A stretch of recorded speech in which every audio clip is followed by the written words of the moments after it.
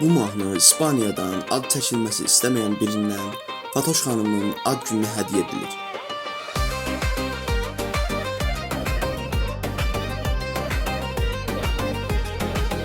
Fatoş güzel hanımdı, ətirlidir gül kimi, biraz nazlı ədalı, ürəyimizin hakimi. Fatoş ad günün sənin, mübarək gözəl xanım, xoş arzular var sənə, dəyərlisən bil canım.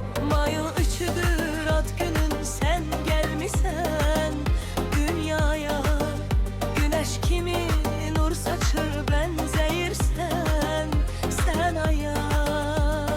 Gözlərindən alıdır elə bir dəryasan sən, Fatoş xanım bil bunu, ən gözəl röyasan sən.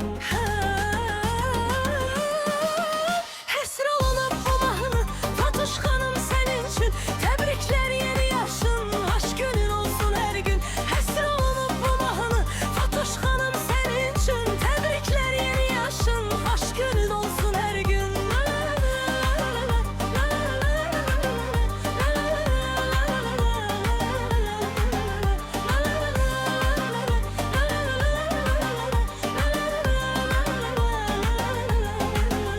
Mayın 3'üdür ad günün, sen gelmişsen dünyaya, güneş kimi nur saçır benzeyirsen sen aya.